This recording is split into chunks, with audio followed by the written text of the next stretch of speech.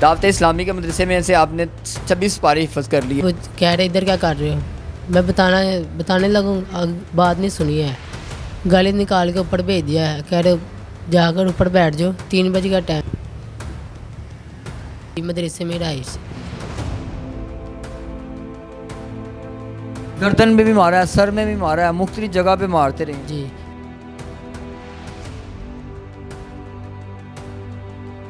अस्सलाम वालेकुम नाज़रीन, मैं हूं कदीर खान और आप देख रहे हैं डेली अल जज़ीरा। मैं इस वक्त ये जो तालिब इल्म के साथ मौजूद हूँ, इसको बारहा तशद्दुद का निशाना बनाया जाता रहा है मदरसे में। आखिरकार ये मदरसे से भागा है और भाग कर बाहर आया और इसने आगे सारी डिटेल बताई है।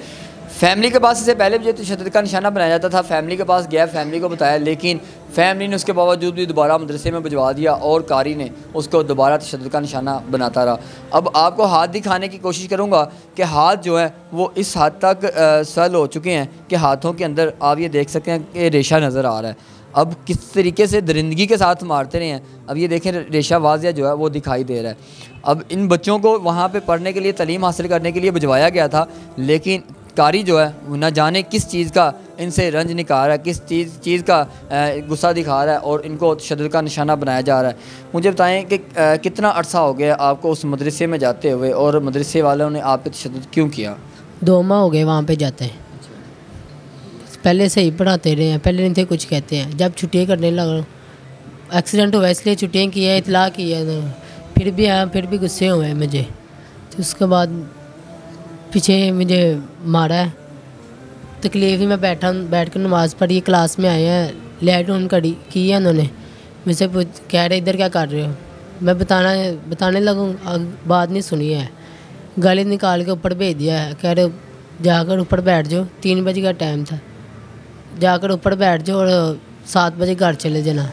मैं चले गया, आधा घंटा बैठे रहे, नींद आ गई, सो गए, आए हैं मारने लग पड़े। आप मदरसे में रहते थे? मदरसे में आपकी रहाइश थी? जी, मदरसे में रहाइश, मारने लग पड़े हैं। फिर घर फ़ोन किया, नंबर बंद था, फिर मारा मुझे, घर ऐसे भेज दिया मुझे। घर गया हूँ, घर वालों ने पूछा क्या हुआ है, बताया मैंने, तो घर वाले आए यहाँ पे, उनसे काफ़ी गुस्से थे, आए हैं, आके बात की है, तो आगे से उन्होंने बात ही ऐसी सुनाई है, वो चुप कर गए हैं। फिर चुप कर गए हैं, उसके बाद दोबारा आपको फिर यहाँ पे छोड़ गए? दोबारा फिर यहाँ। अच्छा, मुझे ये बताएं कि आपने कितना हिफ़्ज़ कर लिया है और इसके अलावा आपने कभी इमामत करवाई है, कहीं तरावियाँ वगैरह पढ़ाई हैं, किसी मस्जिद में आप जाते रहे हैं? 26 पारे मुकम्मल किए, 27वां 10 पारा। 26 पारे जो मुकम्मल आपने किए थे वो कहाँ से किए थे? दावत इस्लामी।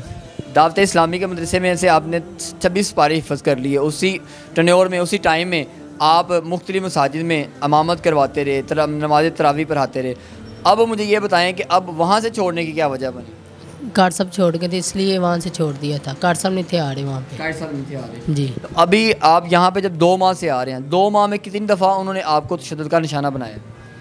तीसरी चौथी बार मारा मुझे। 3 से 4 दफ़ा तशद्दुद किया गया। तो मुझे बताएं, आपके अलावा भी बच्चों पर तशद्दुद किया जाता है या सिर्फ आपको ही बार बार टारगेट किया जाता है?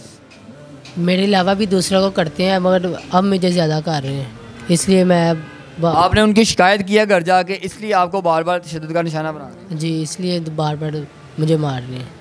कैसे मारा गया? कैसे उनके पास क्या होता है? कोई स्टिक होती है, कोई पाइप होता है, क्या होता है? स्टिक होती है, काफ़ी मोटी इसकी। हमारे स्कूलों में जो दर्स दिया जाता है वो दर्स दिया जाता है मार नहीं प्यार, लेकिन यहाँ पे उल्टी गंगा बह रही है, यहाँ पे सिर्फ मार हो रही है। ये मैं कहता हूँ स्कूल छोड़ के ये जो मदरसे हैं, मदरसों में बच्चों को तशद्दुद का निशाना बनाया जा रहा है। तो आम जो मुख्तलिफ अकेडमीज़ हैं वहाँ पे क्या होता होगा? कारी साहब आपको स्टिकें मारते रहे हैं, आप पे तशद्दुद करते रहे हैं, ये इतना तशद्दुद हो गया कि आपके हाथों में रेशा तक पड़ गया? काफ़ी ज़्यादा मारा, हाथ साइड पर किया है मैंने, गर्दन पे मारने लग पड़े हैं, सर में मारी हैं। गर्दन में भी मारा है, सर में भी मारा है, मुख्तलिफ जगह पे मारते रहे हैं? जी, हाथ आगे करता रहा, फिर हाथ में मारते, साइड पे करूँ, फिर सर में, गर्दन पे, जहाँ पे लगे मारते रहे। जी। तो मुझे बताएं, अब वहाँ से कैसे भाग के निकले हो या उन्होंने खुद निकाला? छुट्टी हुई है, इधर आ गया हूँ मैं, घर जाने लगा था। ये बच्चा वहाँ से अब निकल के आया है और ये अपनी फैमिली को बताएगा और कोशिश करेंगे हम भी इनका साथ दें ताकि महकमाना कार्रवाई ऐसे दरिंदों के साथ, हम इनको कारी नहीं कहेंगे, हम इनको तालीम देने वाले इमामत कराने वाले बंदे नहीं कहेंगे, ये जुल्म कर रहे हैं बच्चों पे। ये कैसे जुल्म किया आपके सामने है। क्या चाहते हैं ऐसे दरिंदे के साथ क्या होना चाहिए? जो हम करेंगे वो सही है।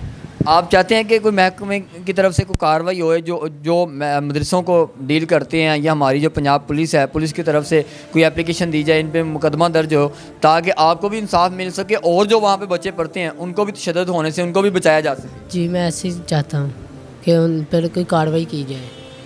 जी उन पर कार्रवाई करवाने की कोशिश की जा रही है। आप देख सकते हैं कि हाथों पे तो आपने देखे, पाँव पे भी आप देख रहे हैं ज़ख़म नज़र आ रहे हैं, सर पे भी ज़ख़म है, जिस्म पे मुख्तलिफ़ जगहों पे जो है वो ज़ख़म है। ज़ाहिर बात है जहाँ जहाँ तशद्दुद का निशाना बनाया गया वहाँ पे वाज़िया ज़ख़म जो है वो दिखाई दे रहे हैं। लेकिन आखिरकार कब महकमे सोए उठेंगे, कब इनके ख़िलाफ़ कार्रवाई होगी जो ऐसे दरिंदे बन के बैठे हुए हैं, जो हिफ़्ज़ तो करवाते हैं लेकिन साथ साथ अपने गुस्से जो होते हैं, किस चीज़ के रंज जो होते हैं वो बच्चों पे निकाले जाते हैं, बच्चों को तशद्दुद का निशाना बनाया जाता है। ऐसे कार्यों के ख़िलाफ़ महकमाना कार्रवाई होनी चाहिए ताकि बच्चे बआसानी अपनी तालीम हासिल कर सके, आगे जो है वो तालीम का दर्स दे सकें, इस्लाम को फैला सकें। इस्लाम को फैलाना तो हमारी सुन्नत है, लेकिन इस्लाम के रास्ते पर चलने वाले बच्चों को हमें सपोर्ट करना चाहिए, अप्रिशिएट करना चाहिए। लेकिन यहाँ पे उनको तशद्दुद का निशाना बनाया जा रहा है ताकि ये काम छोड़ दें और किसी बुरे काम पे लग जाएं, किसी काम धंधे पे लग जाएं।